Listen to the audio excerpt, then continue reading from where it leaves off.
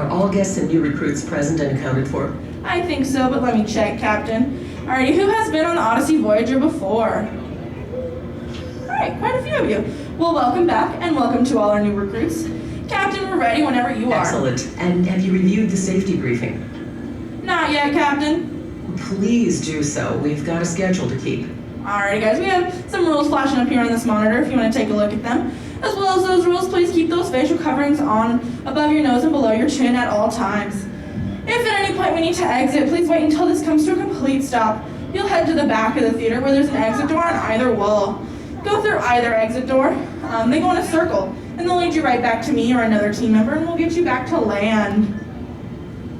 Also, unfortunately, our sea lions are currently off exhibit. Our males play very rough with each other, and they did end up wearing down their exhibit over time. It's given a little bit of a makeover right now. Instead, we do have a video play where you kind of get to meet each of them. Excellent. Welcome aboard, recruits. My name is Kimberly Brizo, captain of the Odyssey Voyager. On behalf of the entire crew, let me say how happy we are to have you aboard for this, your maiden voyage. We'll be controlling your sub remotely from mission control. And rest assured, there's no need for concern. We'll be in contact with you the entire time, and we have a research intern aboard, well-versed in navigation and ship-to-shore communications. Nathan, are you there? Nathan Coleman, Odyssey Voyager intern, reporting for duty. Welcome aboard, Nathan. Captain, what's our mission for today? Our mission today is to investigate reports of changes in the marine life we've been monitoring and report our findings to our team of scientists here at Odyssey Voyager headquarters. Sounds good. Looks like we're ready for launch. Recruits, are you ready? Are we ready to go, guys? Yes. Okay, I think we can do a little better. That was pretty good, though. Are we ready to go, guys? Yes. Perfect. Captain, we're ready whenever you are. Excellent. Commence countdown sequence. Alrighty, guys, I do want to apologize. These lights overhead are going to be remaining on for the duration of your experience. We're just having some technical difficulties with them.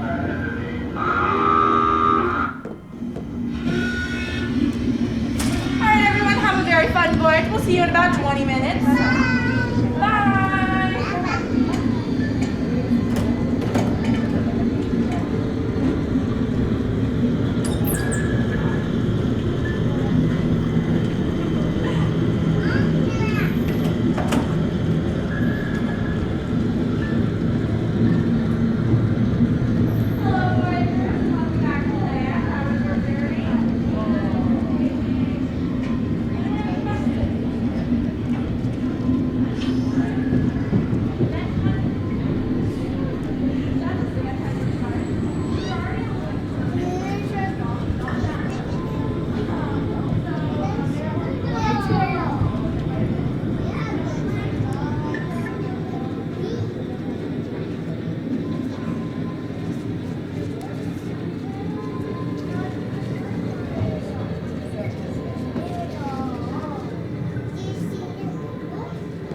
All right, team, let's collect the usual data and report any abnormalities.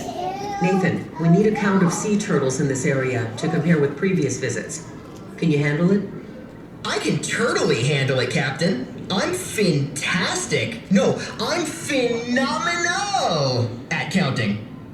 Wow, Nathan. Punny jokes are so last year. Oh, and Nathan, make sure you note the totals per species. Noted.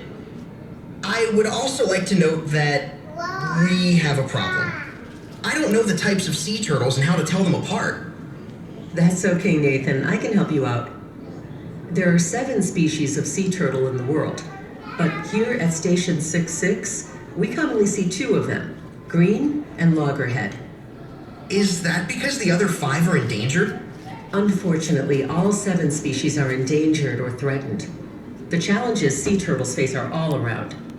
For example, boat strikes are a major problem for turtles when they come up for air. And trash on the shoreline and in the water is a big problem too. A plastic bag floating in the water looks just like a jellyfish, one of the sea turtle's favorite snacks. So what can we do to help?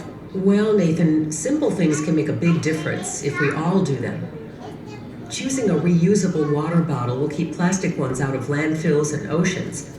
And using cloth shopping bags means fewer plastic ones find their way to the ocean. Reduce, reuse, recycle. Exactly. Beyond that, we need to respect nature's boundaries. There's the stingray again.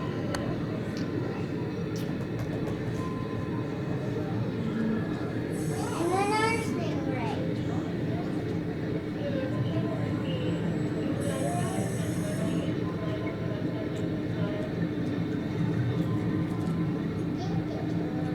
Captain, I think I've spotted some of the injured turtles that the Odyssey Voyager team is working to rehabilitate. That's right, Nathan. These turtles have been injured by predators or boats and are missing portions of their flippers or shells as a result. Take Boise, for example, a 240-pound loggerhead who suffered a trauma that severed her spine. As a result, she now has a condition known as bubble butt. Do you know what that means? Is that where turtles blow bubbles out of their... No! Bubble butt is when air becomes trapped under the shell or in the body as a result of an injury.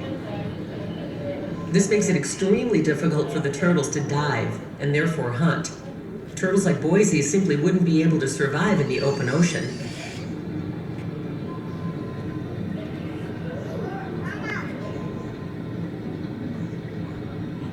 Captain, I see a turtle that's floating kind of funny, like at an angle. Is that bubble butt?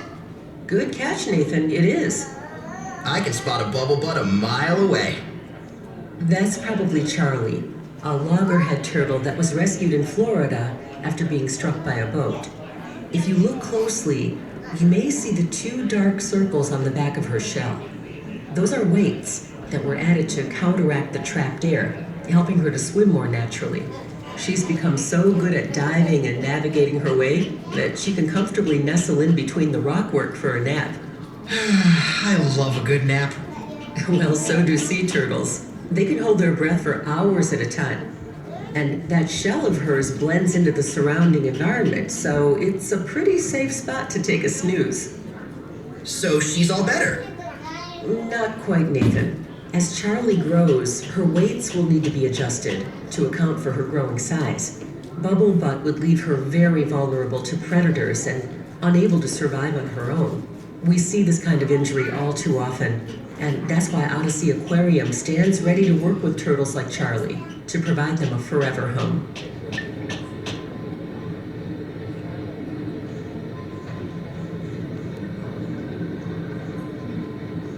Next stop, an area we call Sea Lion Sound.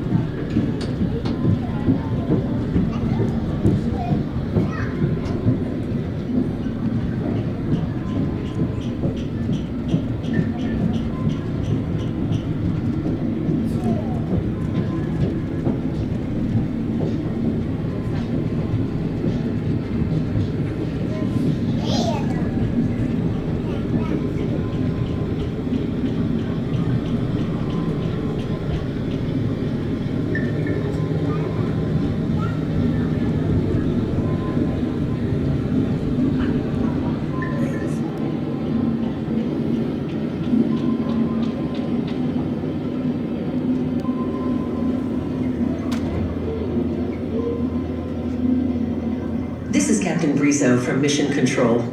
We're going to pause momentarily here at 100 feet so that we can do a system check. We should be getting back on course in a minute or two. Captain Brizo? This is Nathan again. Yes, Nathan, what is it? Ma'am, I'm curious. How can I assist with our mission today? I'll be looking to you to be my eyes and ears down there. We can see a lot from Mission Control, but your observations and those of the recruits are vital to our research. Will do. First up, I see a very large gray fish with a grumpy face. Is that a grouper? It is a grouper. Can you tell if it's a boy or a girl? Of course I can. Not tell. How can you tell? Well, Nathan, there's quite a bit of debate on this subject. It is widely believed that most Goliath groupers are born female and then become male later in life. So, the larger it is, the more likely it is a male. We've seen some that have grown to over 800 pounds. Whoa! That's big! A fish that big can't have too many predators or things that want to eat it, right? That's correct. So I guess we don't have to worry about them being someone else's dinner. Exactly. It's everyone smaller than them who should be worried about becoming the grouper's next meal. So then why does he look so bland? It's like he's decked out in camo gear. If you mean camouflage, then yes. He's trying to hide from the things he wants to eat. Oh, I see. Like a hunter in the woods. Captain, with all this knowledge, I'm feeling like quite the aficionado. Alright. Let's see what else I can report.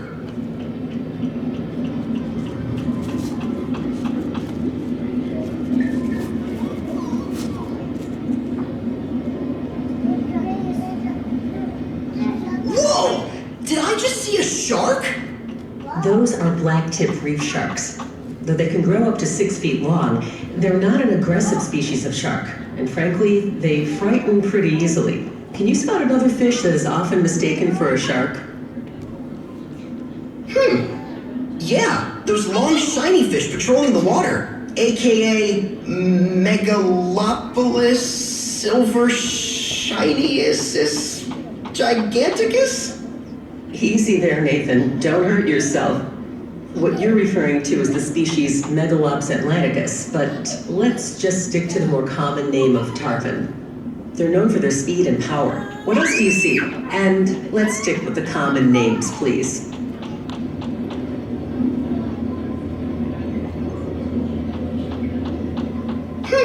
I see a flying pancake with a tail. Nathan, that's a very creative description, but the common name for that animal is the Hawaiian Broadway. Odyssey Voyager logs report that these stingrays can grow to over 200 pounds and eat over 2 pounds of seafood a day. Do you notice any similarities between the Hawaiian Broadway and the black-tipped reef shark? Yes, they both have a light-colored underside and a darker top. Great observation. That's called counter shading. If you look at them from above, their darker backs help them blend in with the dim seafloor. When you're underneath them, looking up, their bellies blend in with the much brighter ocean surface. That's awesome! I wish I could counter shade when I'm trying to sneak into work late. I'm sorry, Nathan. Did you say something? No, nothing, Captain. Is everything ready to go? Yes, Nathan. I've just received word that all systems are functioning and we are clear to resume our mission.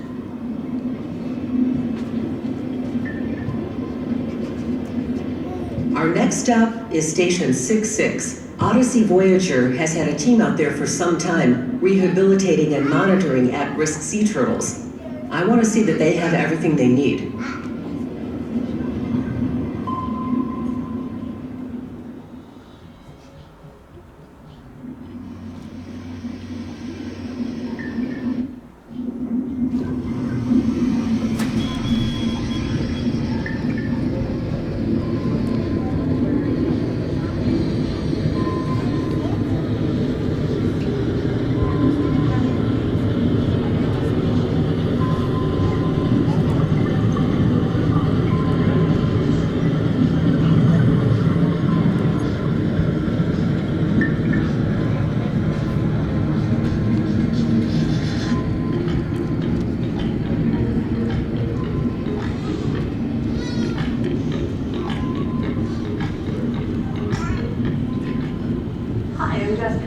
Director of Animal Care and Education. At Odysea Aquarium, we pride ourselves in excellence in animal care. And that not only means taking care of the amazing animals we have here at the aquarium, but also in the habitats in which they reside. And just like the homes that you or I may live in, our animals' homes need a little TLC from time to time as well. Our California Sea Lion exhibit is undergoing just such renovations. As animal care specialists, our animals' well-being is our top priority. And due to the nature of some of the renovations being done, it's in the animals' best interest that they are temporarily relocated off exhibit while we complete the repairs. They are currently off exhibit at an on-site separate holding facility, but I can assure you they're receiving the same love and care as they always do get. We apologize for any inconvenience, and we do hope to have them back on exhibit very soon. But in the meantime, we thought we'd give you a little glimpse behind the scenes to let you see what they're up to. Our sea lions are still doing the very same things they're used to each day: exercising, learning new behaviors, and having lots of playtime. The same animal care specialists they know are taking care of them and providing that great love and attention that reflects the strong bond between them. They're even still continuing their regular checkups with Dr. Anderson. In order to safely move the animals to their temporary home, we had to first train them to go into a transport device. This is similar to a kennel you might use for your dog or cat during travel, except on a much larger scale, since our sea lions weigh between 150 and 700 pounds. Training them to go into a unit with positive reinforcement makes this a learned and fun part of their regular behaviors and removes any stress from the situation. One of the questions we get asked most often is, how do we tell the sea lions apart? Well, they not only have very different physical characteristics, but incredibly different personalities too. And we'd like to give you a little insight into what makes each one unique. Let's start with the males. Adult male sea lions are easy to identify, not only from their larger size, but from a bump called a sagittal crest that is located on the top of their heads. Females don't have this and possess a much flatter head. Meet Hondo, our 9-year-old bull sea lion. A bull is often the largest and therefore the most dominant sea lion. Hondo's weight fluctuates from season to season, but he weighs upwards of 700 pounds. Don't let his large size fool you though. He's known as our gentle giant. He finds scratches and cuddles with his animal care team extremely reinforcing and has some pretty adorable facial expressions. Just check out that smile. Next up is Dodger, an 8-year-old male and affectionately known as our middle child. He's a curious boy with the silliest expressions and sweetest of demeanors. Magoo is our youngest male at 7 years old. More than any other sea lion, Magoo absolutely loves playing with toys of any kind, and his favorite is a silver bowl that he's had since he was a pup. He actually carries it all around his exhibit. Now onto the ladies. Ella is our senior female, both in age and attitude. She's a rescued animal and one that we are so proud to be able to provide a forever home to. Did you know sea lions have whiskers on their faces called vibrissae?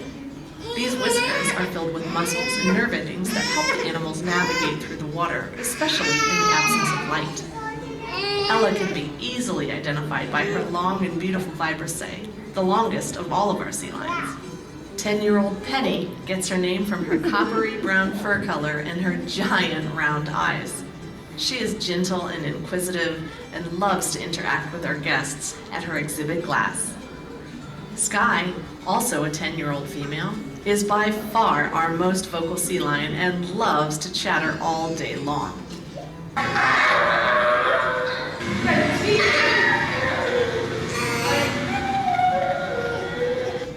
Phoenix and Storm are two of our juveniles that were born right here at Odysea Aquarium almost 3 years ago. They are both playful and full of personality and find it very reinforcing to learn new behaviors. Storm also loves bossing her sister around. We hope you've enjoyed getting to know our sea lions a bit more personally, and we hope to have them back on exhibit very soon. Thank you for your patience and enjoy your visit at Odysea Aquarium.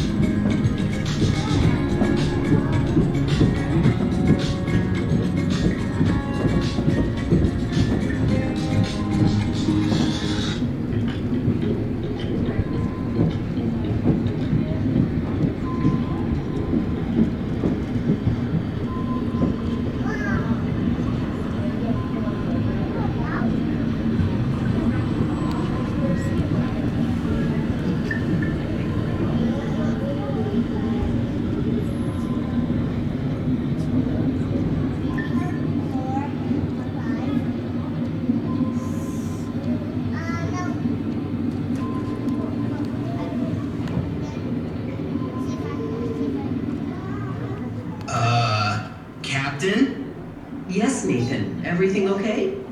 This is the best day ever! And why is that, Nathan? Because I love sharks. I thought you might like this area. I noticed in your profile that you were a shark enthusiast. What is it you like so much about them? What's not to like? Just look at them. They're beautiful.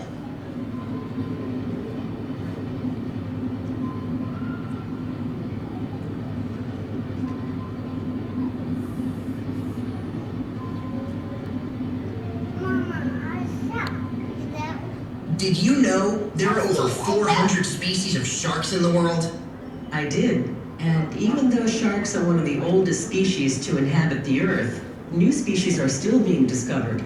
Odysea Voyager crews have come to this spot for years and observed species such as sandbar, nurse, lemon, and sand tiger sharks. What else do you know about sharks, Nathan? I know they have like a gazillion teeth. Well, that's a slight exaggeration, but they are constantly generating teeth. As one tooth falls out, a new one comes in right behind it. Sharks can produce around 30,000 teeth in a lifetime. That's a lot of toothpaste. It's important to keep learning about these sharks so that we can better understand how they keep the ocean in balance.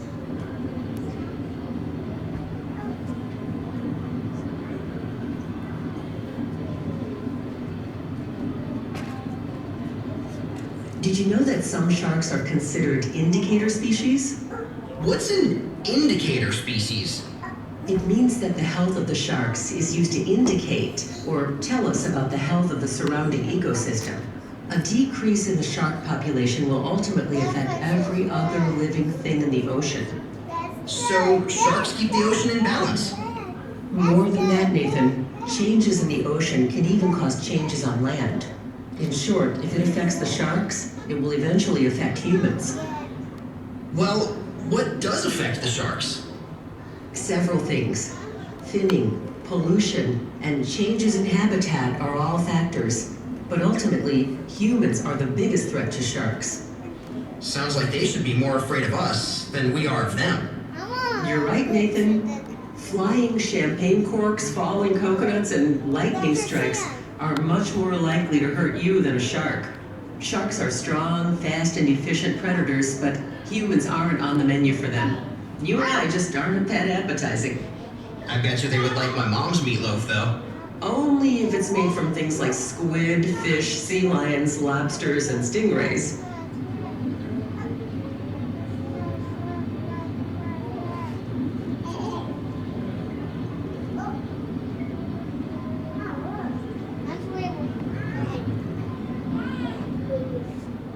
Remember, Nathan, respect is the key.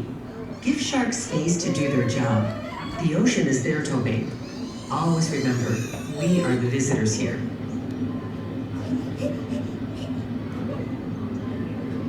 And with that, it's time to bring you back to Odysea Voyager base. Aw, can't we just stay a little longer? I have a feeling you'll be spending a lot of time learning about the sharks, turtles, and sea lions of the world, Nathan. And to our new recruits, congratulations. You are now official members of the Odysea Voyager research team. I hope we've inspired you to continue to learn about the animals you observed today.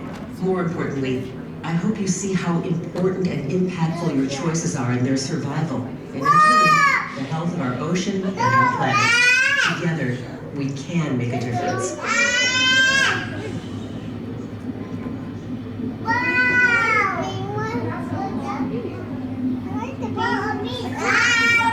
Nathan, are you ready to bring her home? Aye, aye, Captain. Return to base, commencing.